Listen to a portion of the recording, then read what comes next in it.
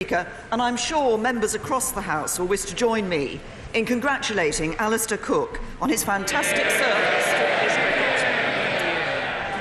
As England's highest ever scoring batsman, his incredible career had many highlights, including the magnificent 147 in his last innings against India, and we wish him the very best for his future. Mr. Speaker, this morning I had meetings with ministerial colleagues and others. In addition to my duties in this House, I shall have further such meetings later today. David Duquette. Thank you, Mr. Speaker. I know that the Prime Minister appreciates the significance of fishing communities around the UK, not least my own constituency of Banff and Buchan. What steps will my honourable friend take to support our fishing communities during the implementation period, and will she look at ways to support the expansion of the catching fleet, infrastructure, processing capacity and other businesses reliant on the sector? Prime Minister. I say to my honourable friend that I fully recognise the importance of the fishing industry to his and to other constituencies represented in this House, and I can reassure him that what we want to do is to secure a sustainable and profitable fishing industry that will regenerate coastal communities and will support future generations of UK fishermen. What we can do when we leave the EU, it means taking back control of our waters, setting our own fisheries rules and exclusively determining who fishes what in our seas. And it's a priority of this government also to make sure we have an innovative, productive and competitive food supply chain, and work to consider the long-term future of all funding programmes that are currently managed by the EU is underway. Jeremy Corbyn. Thank you, Mr. Speaker. I too join the Prime Minister in congratulating Alistair Cook on a fantastic achievement, and both teams on what has been an absolutely brilliant series, which I really enjoyed. Mr. Speaker, the National Farmers Union, the Federation of Small Businesses, the National Audit Office, the National Housing Federation, Gingerbread and the Royal Society of Arts. Does the Prime Minister know what these organisations have in common?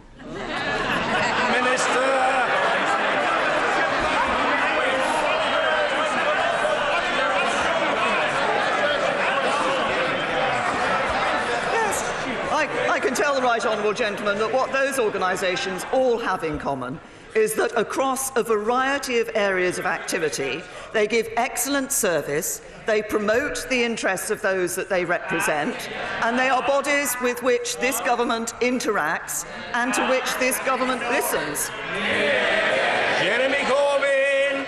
I am truly grateful to the Prime Minister for that answer, the first part of which I wholly agree. But what they also have... It's all right, it's all right. But what they also have in common, Mr. Speaker, is that they're telling this government its flagship benefits policy, universal credit, is flawed and failing hundreds of thousands of people both in work and out of work. In 2010, the government declared that universal credit would lift 350,000 children out of poverty. Does the Prime Minister stand by that figure? Prime Minister. Can I say to the right honourable gentleman, we introduced universal credit because we needed a system of welfare in this country which encouraged people into work rather than discouraged them into work, which made sure that work always pays, and that was a simpler system than the legacy system that we were left by the Labour Party. Remember the legacy system of the Labour Party? It meant that we even had individuals being paid £100,000 a year on benefits, all paid for by hard-working taxpayers earning a fraction of that sum. Jeremy Corbyn. Mr. Speaker, the Child Poverty Action Group says that far from taking children out of poverty, universal credit will now increase the number of children in poverty. And since 2010, 500,000 more children have gone into poverty relative to that time. The government knows this policy is flawed and failing. Their own survey on universal credit found many were in debt, a third in arrears with their rent, half fallen behind with their bills. Does the Prime Minister dispute her own government survey or dispute the experience of the claimants? Prime Minister. The experience of some of the claimants. Roberta, who said, "My work coach helped turn my life around. He tailored his support to my situation, and thanks to him, I found my dream job." Ryan, "I'm happy with the new universal credit. My work coach has been great. I didn't expect to have a job so soon."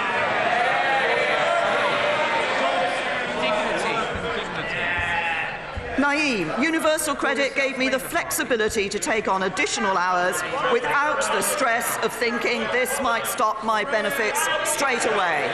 We have gone from a situation under the Labour Party where 1.4 million people spent most of a decade trapped on benefits. We are helping get people into work, and that's why earlier this week we saw unemployment yet again at a record low. Mr. Speaker, we are all constituency MPs, and I think most of us are well aware of the pain that universal credit is causing when people come into our advice bureaus. 60% of families facing cuts due to the two-child policy are in work. Yes. Universal credit isn't making work pay, it's taking money away from families and putting more children into poverty. The National Audit Office report found that universal credit is creating hardship, forcing people to use food banks, and could actually end up costing the system even more. Yeah. Does the Prime Minister dispute the National Audit Office findings? Prime Minister. The right honourable gentleman talked about constituency cases. I remember.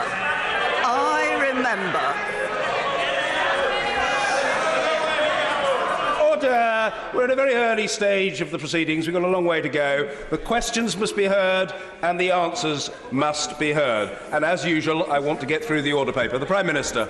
The right honourable gentleman started his question by talking about constituency cases. I remember the single mother who came to see me as her Member of Parliament when Labour were in government, who told me that she wanted to get into the workplace and provide a good example to her child.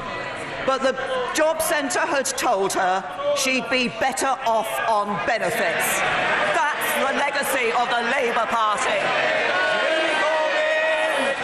Mr. Speaker, my question was about the National Audit Office. The Trussell Trust backs the NAO.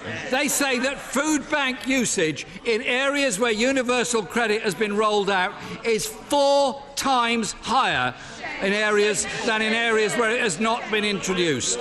But without resolving any of those failings in the next year, the government proposes to inflict this on another 2 million people. Yep. As part of that transfer, hundreds of thousands of people with disabilities on ESA, JSA and tax credits will receive a letter telling them their support will be stopped. They will have to make an application for universal credit. Does the Prime Minister think it's the responsibility of the government which is changing the system to ensure people retain the support they need, or is it down to the individual, many of whom are actually very vulnerable people who need help and support? Prime Minister. What the government is doing is delivering a system that does give support to vulnerable people, that encourages people to get into the workplace, because we know that work is the best route out of poverty. But if the right honourable gentleman believes that universal credit needed some change, then why, when we made changes like ensuring that we reduce the waiting days for payment, that we brought in a housing benefit overlap to help people, why was it that Labour voted against those changes? Mr. Speaker, it's Labour that's been speaking up for the poorest in this country. It's Labour that's been challenging this government. It's Labour that wants a decency within our society that this government is incapable of delivering. Mr. Spencer, I always thought you were a good-natured, laid-back farmer. You seem to be a very overexcitable denizen of the House today. Calm yourself, man. Jeremy Corbyn. Speaker, the mental health charity Mind says there's a real possibility, and I quote, that many people with mental health problems could see their benefits stopped entirely. It is outrageous that vulnerable people risk losing out because of these botched changes. The government's Brexit negotiations are an abject failure. I can see that by the sullen faces behind her. not just the ERG group, it's the whole lot of them. But everywhere you look, Mr. Speaker, this government is failing. 1 million families using food banks, 1 million workers on 0 hours contracts, 4 million children in poverty, wages lower today than 10 years ago. And on top of that, there's the flawed and failing universal credit. Disabled people risk losing their homes and vital supports. Children forced to use food banks. And the Prime Minister wants to put 2 million more people onto this. Mr. Speaker, the Prime Minister is not challenging the burning injustices in our society. She's pouring petrol on the crisis. When will she stop inflicting misery on the people of this country? Minister!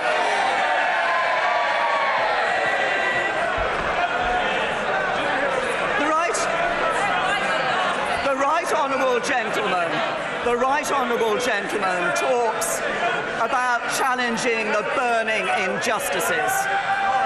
Challenging the burning injustices. That's about setting up the racial disparity audit, which says what do public services do and how do people from different communities in our country, are they treated by our public services. It means saying that nobody in this country should be stopped and searched on our streets because of the colour of their skin. That was me as Home Secretary, never the Labour Party. What we're doing is seeing 3.3 million more people in jobs as a result of our balanced approach to the economy. And what have we seen from Labour over the past few days? Iranian state TV broadcasting no confidence votes against Labour members of Parliament. Police investigating anonymous and threatening letters about the deselection of Labour MPs sent to Labour offices. And most shamefully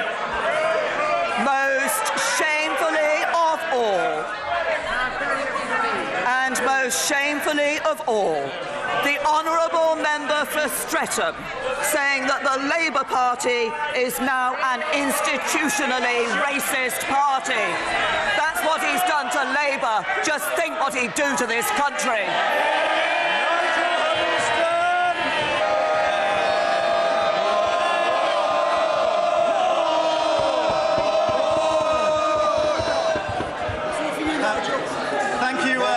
Thank you, Mr. Speaker.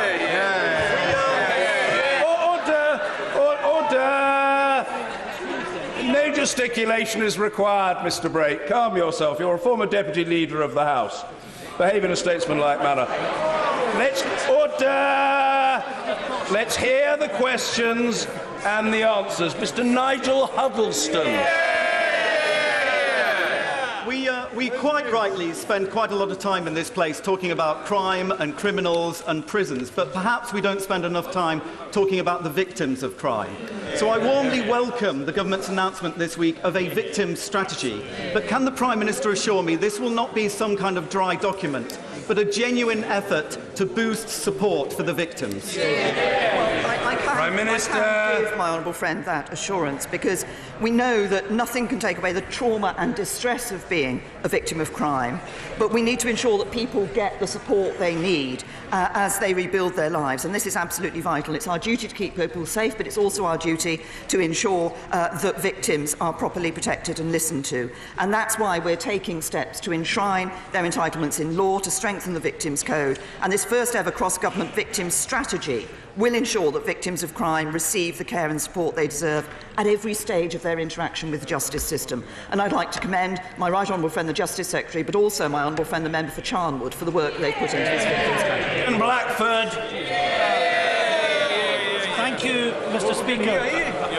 A decade on from the financial crisis, the poorest in our society are still paying a price. The bankers were bailed out, but ordinary people paid the bill.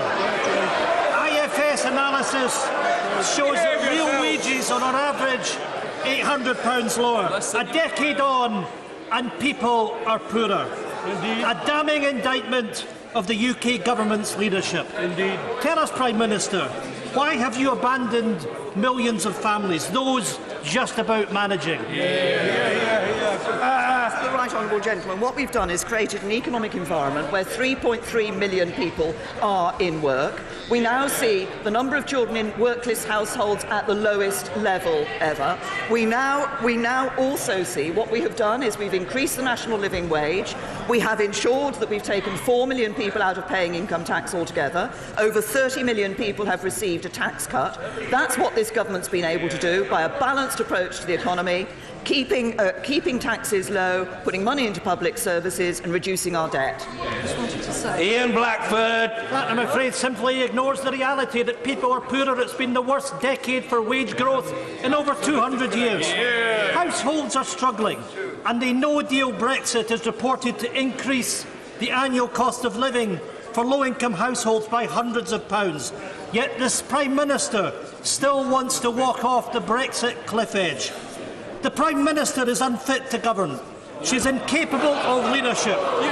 We know it, her backbenchers know it, and the country knows it. 10 years after the economic crash, and the poorest are still bearing the brunt. Mr. Speaker, it's as simple as this. The Prime Minister should end her austerity programme or admit that her party is unfit for government. Can I say to the Right Honourable Gentleman, he mentions the question of Brexit. And of course we are working to get a good Brexit deal for the whole of the United Kingdom, including Scotland. And can I suggest to the Right Honourable Gentleman that he might listen to the views of the Scottish NFU, who said this week that the plan that the government has put forward is something that certainly the agriculture and food and drink sectors can work with, and that politicians from all sorts of parliaments and assemblies should actually get behind it. Charles Watling. Thank you, Mr. Speaker. Now, the Clacton constituency is a mere 69 miles from London, as I'm sure my right honourable friend remembers from her visits a few years ago. And you're lucky to cover that tiny journey in an hour and 40 minutes. And that's if you avoid the Network Rail works. Now, our Sunshine Coast has a lot to offer economically, a lot of which remains untapped. We could attract new homeowners, doctors and businesses to the area. So can my right honourable friend please tell me what this government is doing to improve our rail services and speed up the journey to Clacton? Prime Minister. Can I say to my honourable friend, first of all, I do indeed remember the visit that I made to Clacton in 2014. But actually there I was very pleased to meet with Caroline Shearer to hear that the work that she'd done on anti-knife crime, the charity she'd set up in memory of her murdered son, Jay Whiston. But on the issue of rail that my honourable friend has raised, Greater Anglia will indeed be introducing a whole new fleet of trains. They will be delivered from the middle of next year. They'll be state-of-the-art, with much improved acceleration, I think my honourable friend will be pleased to hear. Now, they need to work with Network Rail to ensure that they can deliver those improved journey times, and there are infrastructure constraints on the line. But we will engage with Network Rail to understand what plans they have to renew the infrastructure so that we can see the improvement on the Clacton branch that my honourable friend wants to see. The Prime Minister has just said that work is the best route out of poverty. Now, without repeating the response that she just gave to the leader of the SNP, can she explain why, after 8 years of a Conservative government, the Living Wage Foundation reports that 40% of people in Grimsby do not earn enough to live on? Prime Minister. Can I say to the honourable lady that what the figures show is that the proportion of people of the workforce on low pay is actually at its lowest level. This is as a result of the changes that we have introduced, the changes we've made in relation to the economy and the balanced approach that we have taken. I also say to the honourable lady that if she's worried about people living in Grimsby, then the answer is not a Labour government with £500 billion of extra borrowing, fewer jobs, higher taxes and people suffering the cost. John Lamont. Thank you, Mr Speaker. Given what we know about the Russian state's involvement in the Salisbury poisoning, does the Prime Minister think it appropriate that parliamentarians, both current and former, appear in Russian state television? Minister. Can I say to my honourable friend that I'm sure we all have doubts about the objectivity of the reporting on Russia Today, which does remain a tool of propaganda for the Russian state. Now, decisions about appearing on Russia Today is a matter of judgment for each individual, but they should be clear that they risk being used as propaganda tools by the Russian state. And I know that that is a view that is shared by other members of this House, including the Right Honourable Gentleman, the member for Ross, Skye and Lochaber, who's made clear he doesn't think people should appear on that station. I would also say the same applies to Press TV, whose licence to broadcast has been revoked in the UK by Ofcom. Deirdre Brock. Thank you, Mr Speaker. The Prime Minister refused to answer my written questions about aggregate IQ visiting Downing Street, so I will ask her here. Why did Jeff Sylvester and Zach Missingham of Aggregate IQ visit number 10 last autumn? Who did they meet? Who invited them? What was the purpose of the meeting? And most importantly, why was the meeting not recorded in the Transparency Data Register? Prime Minister. Can I say to the honourable lady that her letter has not been drawn to my attention. I do not have... but following her question, I will ensure that she receives a reply in writing. Phil. Thank you, Mr Speaker.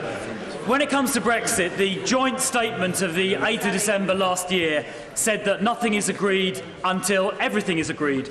Does the Prime Minister agree that this means the payment of the £39 billion exit payment and the Northern Irish backstop are dependent on agreeing satisfactory final state trade arrangements? And does she also agree that payment of that money should be locked into the legally binding withdrawal agreement that also requires those final state trade agreements to be fully agreed and implemented by the 31st of December 2020 in a form acceptable to this House? I say Prime Minister that we're very clear that we need to have a link between the future relationship and the withdrawal agreement. But we are a country that honours our obligations. We believe in the rule of law and therefore we believe in abiding by our legal obligations. However, my honourable friend is right that the specific offer was made in the spirit of our desire to reach a deal with the European Union and on the basis, as the EU themselves have said, that nothing is agreed until everything is agreed. Without a deal, the position changes. Blomfield. Mr Speaker, the Prime Minister was right yesterday to be promoting electric vehicles, but she also needs to focus on electricity production. Investment in renewable energy has halved as a result of government's policies, and instead of encouraging carbon-emitting technologies like fracking, which is deeply unpopular in Sheffield and across the country, will she recognise our future depends on serious investment in wind, solar, tidal and other renewables? Prime Minister.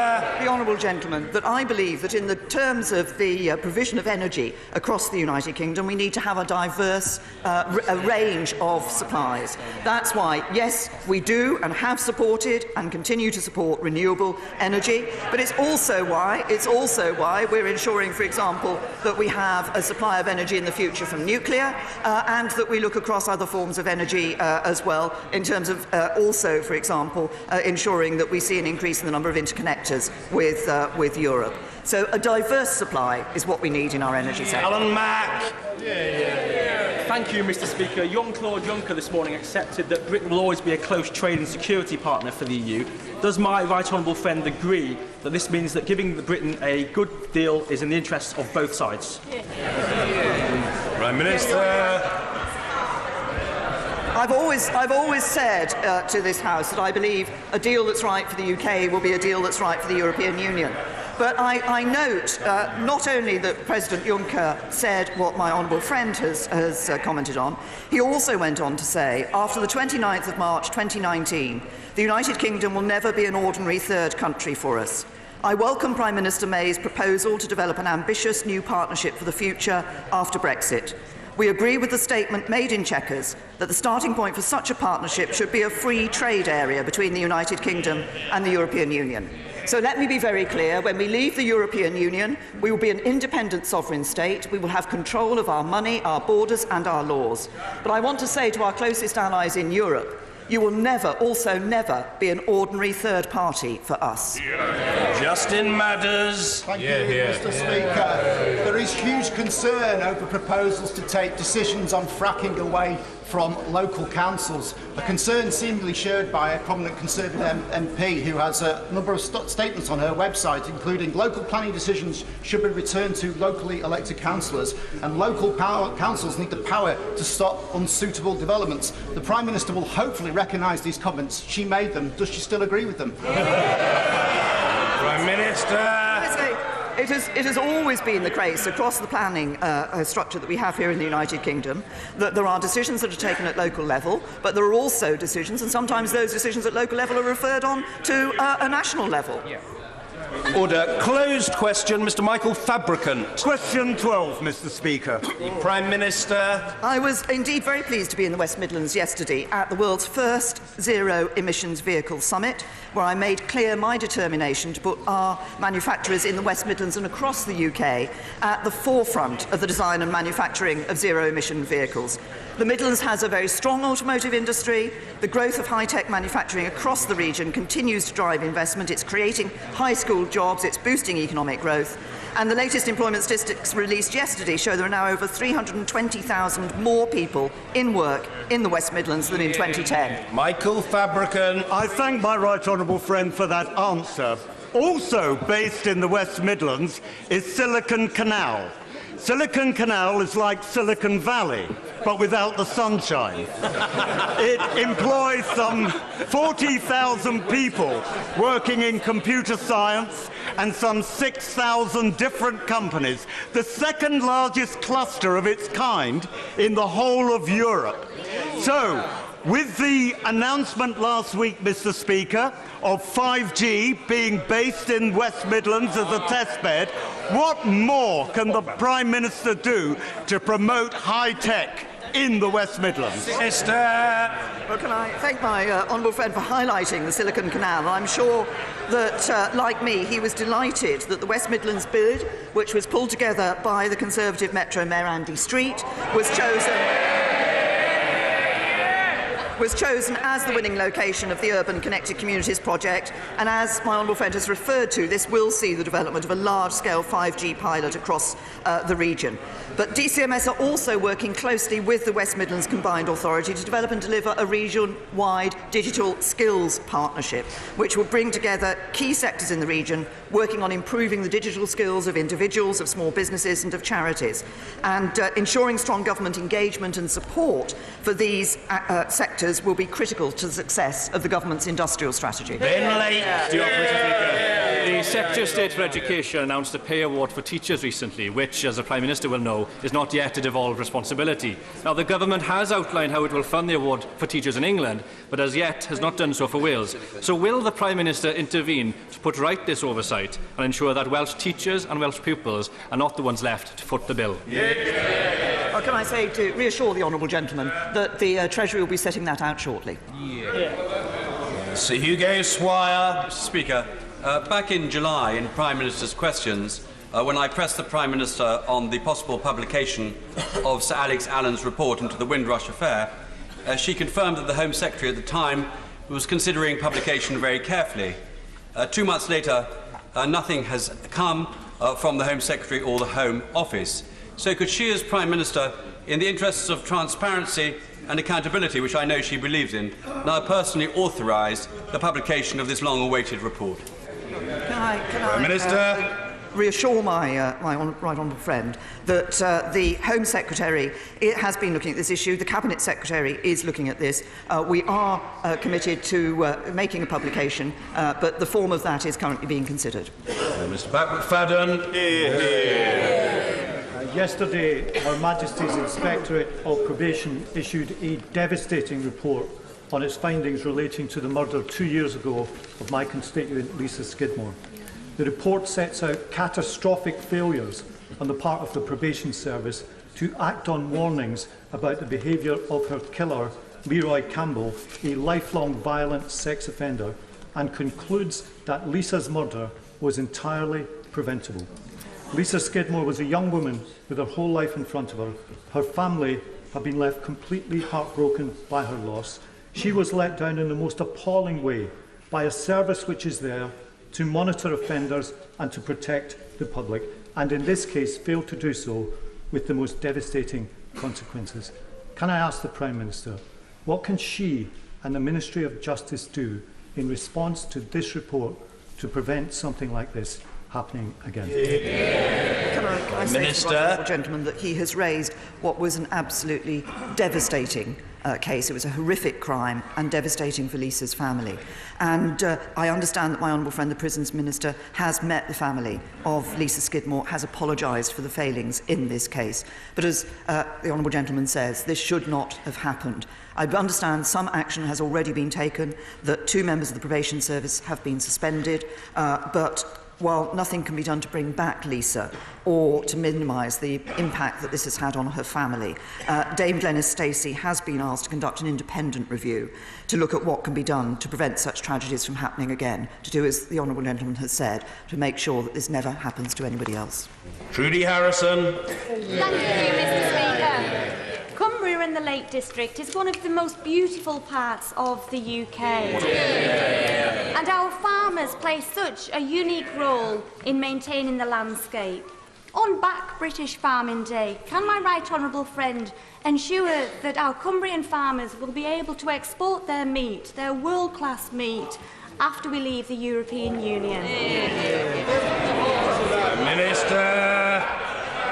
Can I say to my honourable friend, she is absolutely right to recognise the beauty of the area that she represents, of Cumbria and the Lake District, and the important role that farmers play in that part of the country, as indeed our farmers do elsewhere. When we leave the European Union, we are looking to ensure that we have trade deals that do enable our farmers to continue to be able to export their very important product, which is enjoyed by people elsewhere. But we are able, by leaving the European Union, to do something else, which is come out of the Common Agricultural Policy and actually develop a policy for farming in this country which is right for our farmers and not for others. Wayne David.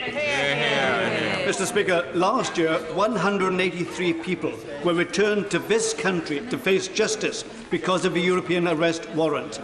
If we leave the EU without a deal, the European arrest warrant will not be available to us.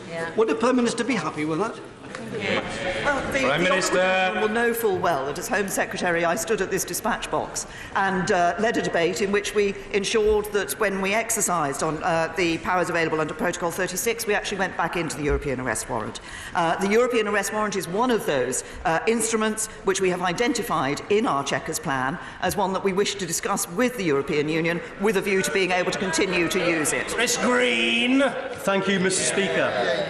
Leah Aldridge was killed by her father in 2002, and after the coroner and Greater Manchester Police finished their investigation, the body was returned to the family for their funeral.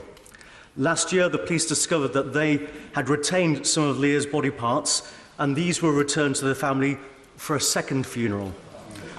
Only a few weeks ago, yet more body parts were discovered by the police, and the family had to go through the ordeal of a third funeral. They have no confidence in Greater Manchester Police or the Police and Crime Commissioner, the Mayor of Greater Manchester, that they now have finally allowed the family to lay their daughter Leah to rest. Would the Prime Minister hold an inquiry into this matter for the sake of Leah's family and for other families across Greater Manchester? Prime Minister. Say to my honourable friend, I think this is an absolutely terrible case that he has set out, and I'm sure as he will have felt from the reaction from members across the House when they heard him setting out the details, that we all want to express our deepest sympathy to Leah's family for what is a prolonged trauma that they've had to endure as a result of the way that this has been handled. I understand the Deputy Mayor of Greater Manchester has been in touch with the Human Tissue Authority about the case, and the Human Tissue Authority are advising on ensuring that the establishment concerned take the necessary work to evaluate what went wrong in this case, put in measures to minimise the chance that this can ever happen again. And officials in the Home Office are going to be meeting both with the Greater Manchester Police and the National Police Chiefs Council to further address this issue of historically held human tissue, and I'll ensure that the relevant Home Office Minister updates my honourable friend on the outcome of those meetings. Harold Monaghan. Thank you, Mr. Speaker.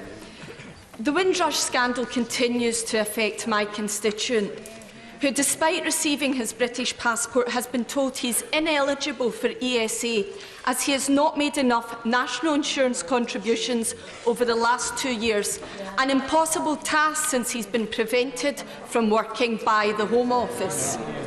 So will the Prime Minister take responsibility for ensuring the DWP has special measures in place to deal with Windrush applicants? And can she confirm that my constituent will now get the support he deserves? I say to the Honourable Lady, the Home Office, of course, set up a special task force to deal with the Windrush cases, to provide help and support to the individuals. And yes, I know that the Shadow Foreign Secretary is mentioning DWP. I'm coming on to the DWP.